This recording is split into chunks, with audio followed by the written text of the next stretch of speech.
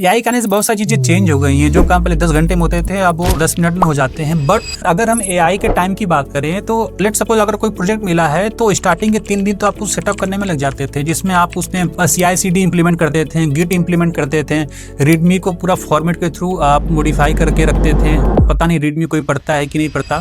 और अगर आप इन्हीं सारी चीज़ों को अभी के टाइम पर करने जाएं तो ये सारे काम आप 10 मिनट में कंप्लीट कर सकते हैं। तो जस्ट इमेजिन कि आपका कितना ज़्यादा टाइम बच गया इन सारी चीज़ों में। और ऐसा नहीं है कि हम कोडिंग की ही बात कर रहे हैं, एआई के आने से सारे रोल में कुछ ना कुछ इम्पैक्ट हुए हैं, चाहे वो UI UX डिजाइनर हो, चाहे डेवऑप्स हो, चाहे कोई भी हो।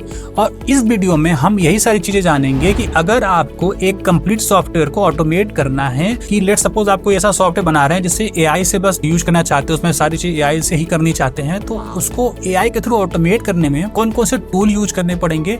और हम UI UX से स्टार्ट करके पूरा कोड को डिप्लॉय करने तक सारे टूल्स बताएंगे हम आपको। स्टार्ट करते हैं अपने सबसे पहले से, जो है UI UX designer. Before AI जब हम फिग्मा में कोई डिजाइन बनाते थे उसे हमें HTML में कन्वर्ट करने के लिए एक एक पॉइंट को हम लोग कॉपी करना पड़ता था, सारे CSS को कॉपी करना पड़ता था, फिर उसको उसमें इंप्लीमेंट करना था HTML या React जो भी आप यूज कर रहे थे, और इसमें बहुत सारा टाइम लगता था। लेकिन और अभी के टाइम पर कुछ सॉफ्टवेयर ऐसे आ गए हैं जिनमें आपको 1 by 1 कोड कॉपी नहीं करना पड़ेगा, बस आप उसे यूज करेंगे और आपका एक कंप्लीट HTML बन जाएगा। जिसमें भी आप यूज करना चाहते हैं उसमें एक कंप्लीट कोड बन जाएगा। और इसको करने के लिए आप यूज कर सकते हैं लोकोफाई का AI। ये बहुत बढ़िया टूल है जो आपको हेल्प करता है फिग्मा से HTML जनरेट करने के लिए। React JS में भी काम करता है, उसमें कोई भी चीज आप चेक कर सकते हैं। तो यहाँ पर आपको मैनुअली HTML या CSS कॉपी करने की जरूरत नहीं पड़ेगी। दूसरा आता है टेस्ट केसेस। अगर आपको टेस्ट केसेस के बारे में पता हो तो ये होता है जब आपने कोड लिख दिया है तो उसको वैलिडेट करने के लिए होता है कि जो आपने कोड लिखा है वो किस लेवल तक वैलिड है और कितना, अगर उसमें कोई एरर आता है, इशूज आता है तो वो कैसे उसको हैंडल करता है। एआई के आने से पहले लोग मैनुअल ही कोड लिखते थे, हर एक कोड में जाकर उसका एक अलग सेपरेट से टेस्ट केस लिखते थे, जिसमें बहुत सारा टाइम ही लगता था। बट अभी के टाइम पर जो टूल आया उसको बोलते हैं testm.io। उसका यूज करके आपको इतना सारा मेहनत करने की जरूरत नहीं पड़ेगी, बस वो ऑटोमेटिक ही सारी चीजें आपको वैलिडेट कर लेगा और उसमें ये बता देगा कि कौन से टेस्ट केसेस में क्या क्या चीजें करनी है आपको। वो आपके लिए प्रॉपर एक यूनिट टेस्ट बना देगा, तो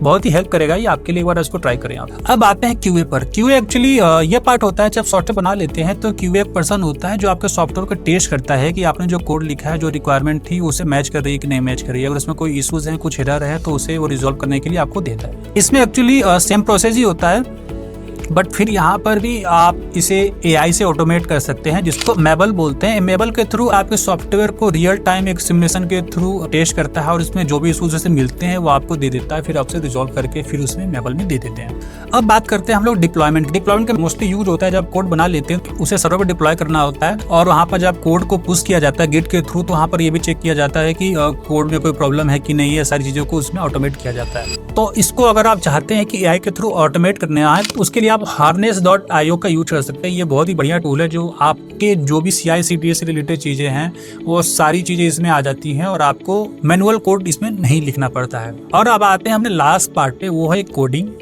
कोडिंग तो सभी को पता है कि विंडसर्फ और कर्सर आजकल बहुत ही ज़्यादा डिमांड में चल रहे हैं, तो आप इनका यूज कर सकते हैं कोडिंग लिखने के लिए। और डिपेंड करता है कि आपकी प्रॉम्प्ट स्किल कितनी अच्छी है। अगर आपकी प्रॉम्प्ट स्किल अच्छी नहीं है तो आप इससे अच्छा कोड नहीं लिखवा सकते हैं और ये आपके करंट कोड को भी ब्रेक कर सकता है। तो आपको बहुत ध्यान से इसको यूज करना आना चाहिए। आई वुड से कि आपको इसमें प्रॉम्प्ट स्किल आपकी अच्छी होनी चाहिए, अदरवाइज ये बहुत सारी चीज़ खराब कर सकता है। तो ये थे कुछ तरीके जिसके थ्रू आप सारे अपने प्रोडक्ट को ऑटोमेट कर सकते हैं एआई के थ्रू। अगर आपको इन सारी चीज़ों में कोई प्रॉब्लम है, कुछ चीज़ें आप जानना चाहते हैं, कोई प्रॉब्लम आ रही है आपको, तो हमें लिंक्डइन या इंस्टाग्राम से हमसे कनेक्ट कर सकते हैं। हम ट्राई करेंगे कि आपकी जितनी ज़्यादा से ज़्यादा हेल्प कर पाएँ। और अगर आप हमसे कोई हेल्प भी चाहते हैं तो हमें कमेंट कर सकते हैं। तो इस वीडियो में इतना ही, मिलते हैं फिर नेक्स्ट वीडियो।